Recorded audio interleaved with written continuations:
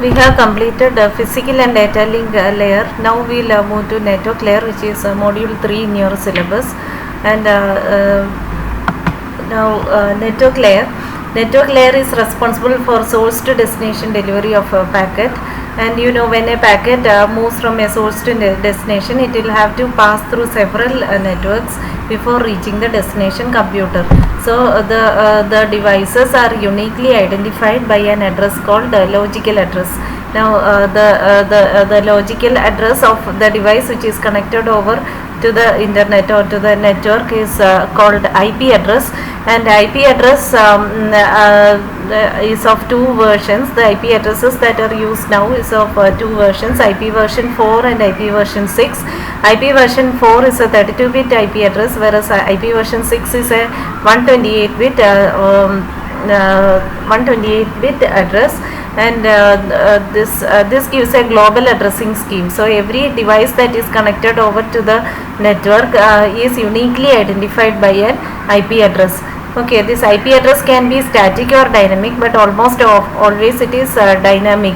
Each time you connect your device to the internet, a unique IP address will be assigned to the device. Okay.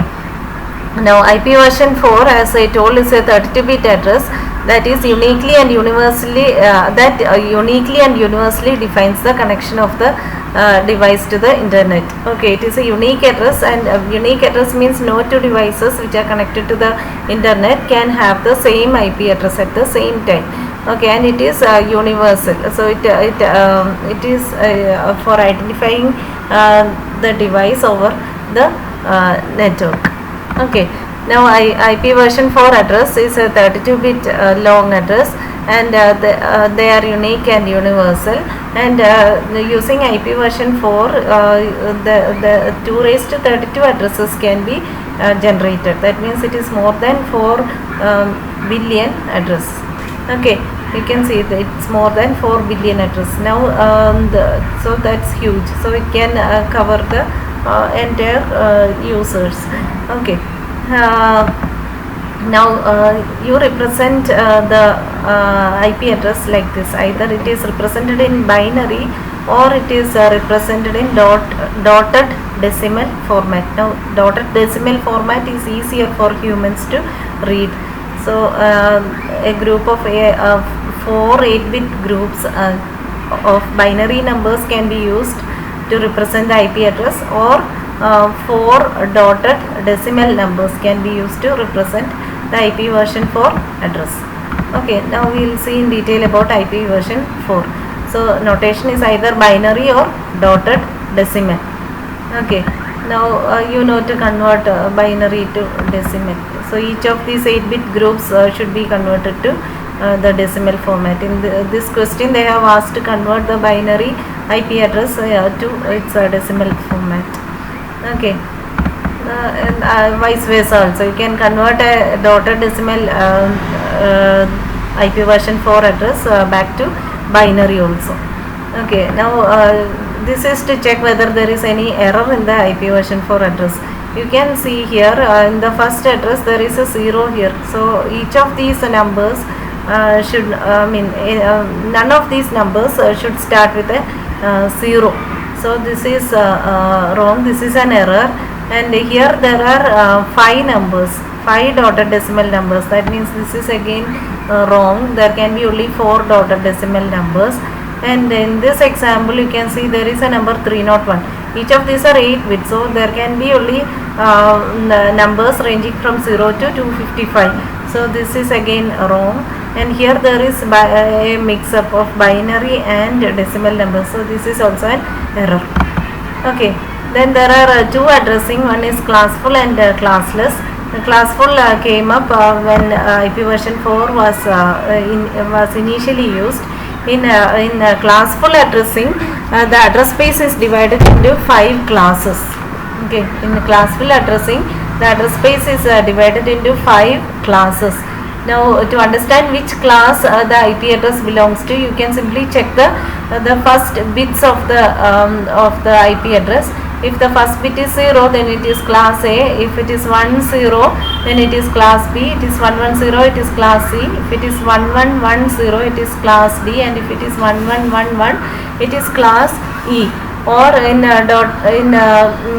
dotted decimal format, if the number ranges, if the first byte is ranging from 0 to 127, then it is class A. 128 to 191 is class B.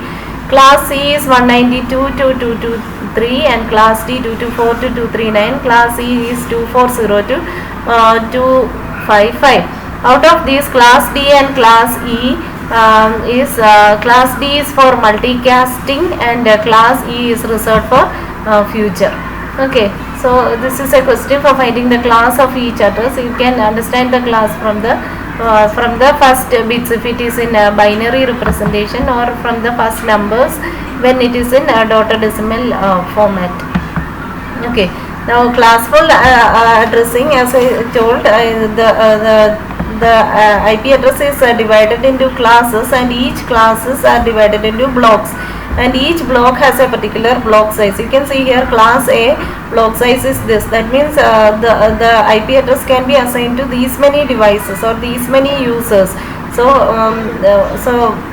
this is waste of IP address, because most even large organizations will not need these many IP address. And class B is also huge. These many the block size is this. That means these many IP addresses are available in one block of class B. And class C, the block size is 256. So this is small. So that is another limitation. Class D is for multicasting, and this was reserved for future purpose. Okay.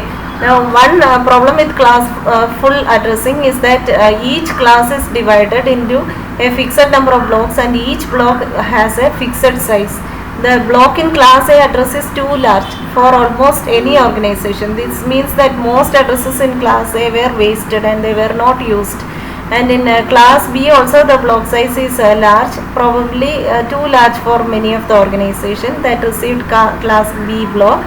And a block in class C is too small for most organizations. Class D was used for multicasting, and class E was stored for future use.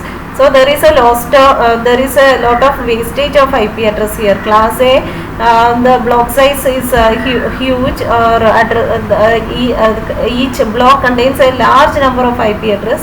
So it is a wastage. And class B is also huge. Class C is too small for most of the organizations. Now to overcome this limitation, subnetting and supernetting was introduced. In subnetting, for example, if an organization is granted a large block in class A or class B, then the IP address in that block can be divided into subgroups, and each of these subgroups subgroup of IP address can be given to smaller networks.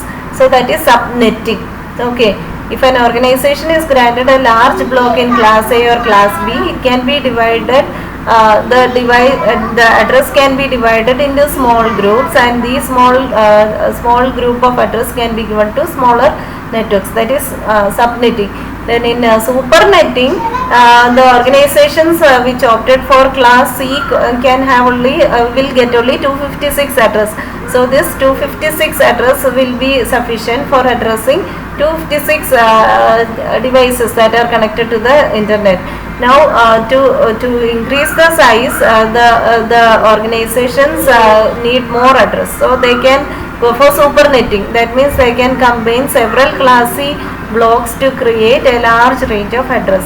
So several networks can be combined to get a super network or super net. That's the idea of subnet and supernet. Okay. Now classful addressing, which is almost obsolete, is replaced now with classless addressing. Okay, so there are two addressings. So one is classful and the other is classless. So classless is now being used. So in classless, there is no class.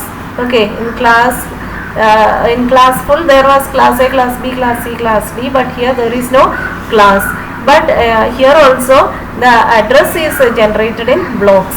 the address that is generated will be always generated in multiples of 2. That means the block can be of size 1,